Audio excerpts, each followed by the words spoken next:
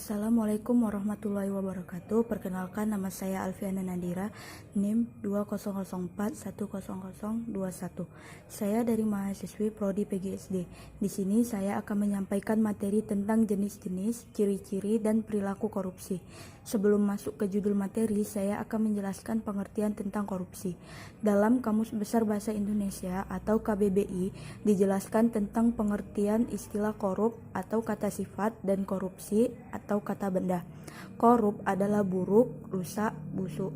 Arti lain dari korup adalah suka memakai barang atau uang yang dipercayakan kepadanya dapat disogok atau memakai kekuasaannya untuk kepentingan pribadi.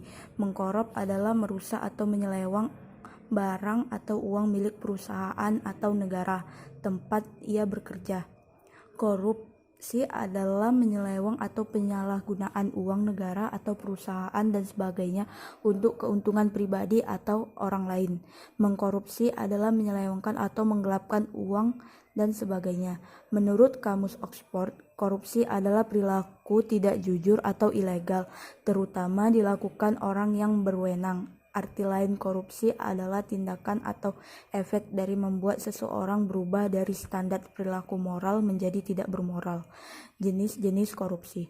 Korupsi transaktif menunjukkan adanya kesepakatan timbal balik antar pihak pemberi dan pihak penerima demi keuntungan kepada kedua belah pihak, dan dengan aktif diusahakan tercapainya keuntungan yang biasanya melibatkan dunia usaha atau bisnis dengan pemerintah. Korupsi perakrabatan yang menyangkut penyalahgunaan kekuasaan dan wewenang untuk berbagai keuntungan bagi teman atau sanak saudara dan kroni-kroninya. Korupsi yang memeras adalah korupsi yang dipaksakan kepada suatu pihak yang biasanya disertai ancaman teror, penekanan terhadap kepentingan orang dan hal-hal yang dimiliki. Korupsi investif adalah memberikan suatu jasa atau barang tertentu kepada pihak lain demi keuntungan di masa depan.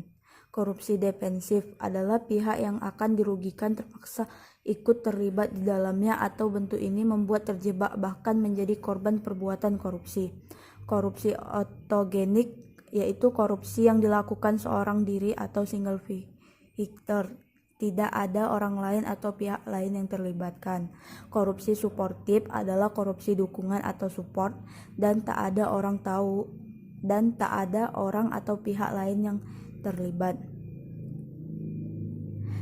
Ciri-ciri korupsi sebagai berikut.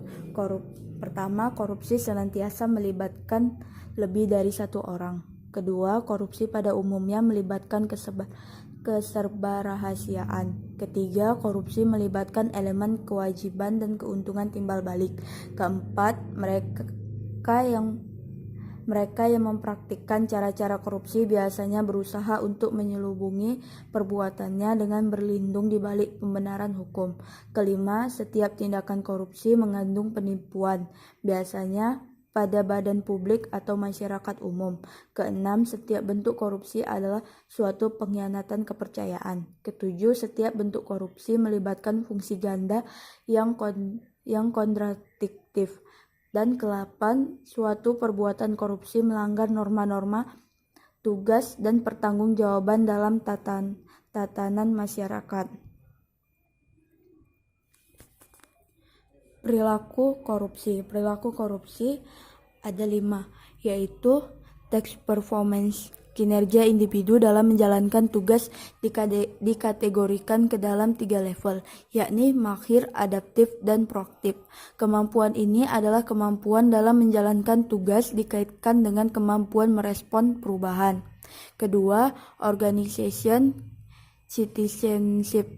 Hal ini akan menjadi bumerang ketika kerjasama dan tolong-menolong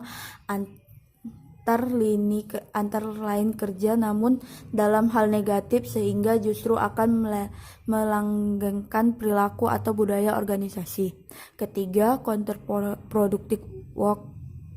Perilaku ini adalah bentuk nyata perilaku korupsi. Kegiatan yang dilakukan merupakan kegiatan yang merugikan keuangan negara, anggaran akses pada sumber daya dan segala bentuk turunan korupsi. Keempat, joining with the organization. Pemberantasan perilaku korupsi harus mendapatkan salah satu tantangan, yakni pergantian manajer. Dalam hal ini, pergantian kepemimpinan politik secara periodik 5 tahun sekali. Kelima, maintaining attention. Perilaku korupsi pada Orde Baru sering ada istilah PGPS yang merupakan akronim dari pinter, goblok, penghasilan sama. Namun saat ini dengan manajemen berbasis kinerja, sehingga pengajiannya berbasis kinerja setiap individu dan pegawai. Sekian video presentasi dari saya. Apabila ada kesalahan mohon dimaafkan. Wabillahi taufiq wal hidayah. Wassalamualaikum warahmatullahi wabarakatuh.